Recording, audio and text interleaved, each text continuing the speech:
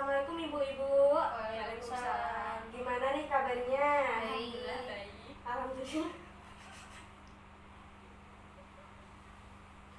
Alhamdulillah baik ya ibu-ibu. Sehingga kita bisa berkumpul untuk melakukan penyuluhan pada malam hari ini. Jadi sebelumnya perkenankan saya untuk memperkenalkan diri.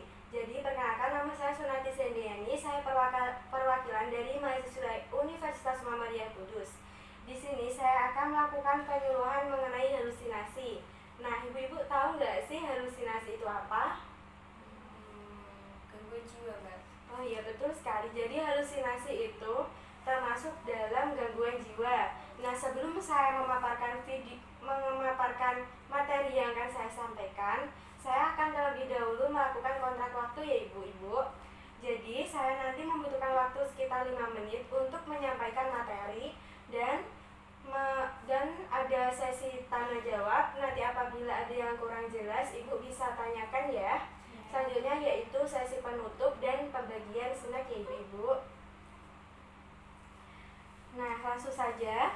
Halusinasi itu merupakan satu gejala gangguan jiwa di mana pasien mengalami perubahan sensori dan merasakan sensasi palsu berupa suara, penglihatan, pengecapan, perabaan, dan penghidupan.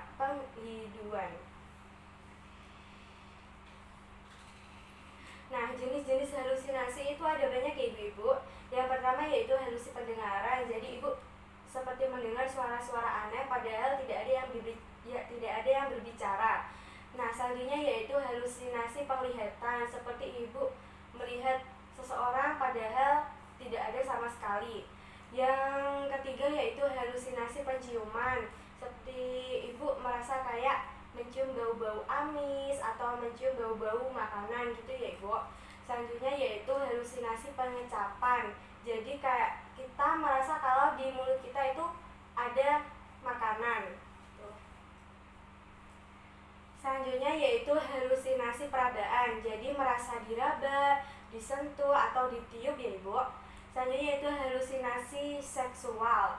Penderita merasa diraba dan diperkosa, sering pada skizofrenia dengan waham kebesaran terutama mengenai organ-organ. Yang selanjutnya yaitu halusinasi kinestetik. Penderita merasa badannya bergerak-gerak dalam suatu ruang atau anggota badannya bergerak-gerak. Yang selanjutnya yaitu halusinasi visceral, yaitu timbulnya perasaan tertentu di dalam tubuh. Nah, yang selanjutnya itu penyebab halusinasi ya ibu. Yang pertama yaitu halusinasi predisposisi.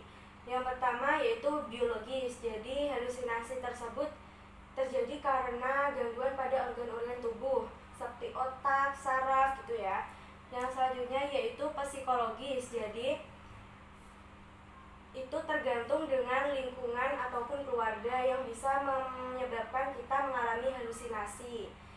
Yang selanjutnya yaitu sosial budaya, yaitu adat istiadat atau kemiskinan, terjadi masalah perekonomian seperti itu ya ibu. Yang selanjutnya yaitu faktor presipitasi.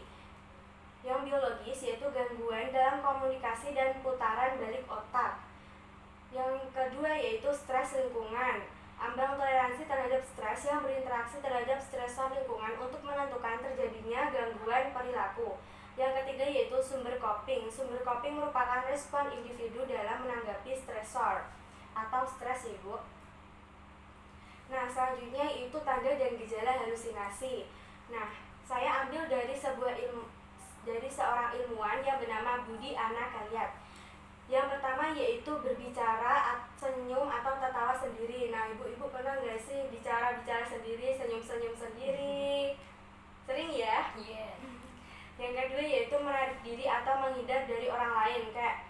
Kayak kalau bahasa anak muda sekarang itu insecure, kayak kita merasa kalau kita mengalami kepercayaan diri yang rendah, seperti ya ibu. Ansos, Mbak. Iya. Ya. Pintar sekali ibu ya. Yang ketiga yaitu tidak dapat membedakan antara keadaan nyata dan tidak nyata. Yang keempat yaitu tidak dapat memusatkan perhatian.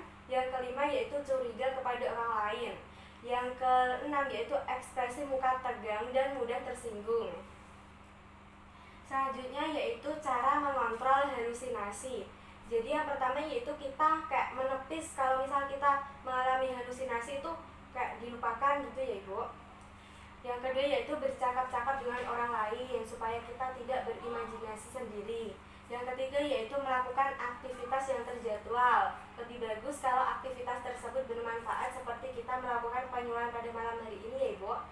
Yang keempat yaitu minum obat secara teratur. Nah, selanjutnya yaitu cara merawat pasien dengan halusinasi. Ini bisa diterapkan kalau misal keluarga Ibu ada yang mengalami halusinasi. Yang pertama itu jangan biarkan pasien sendiri, diajak bicara supaya tidak kesepian gitu ya.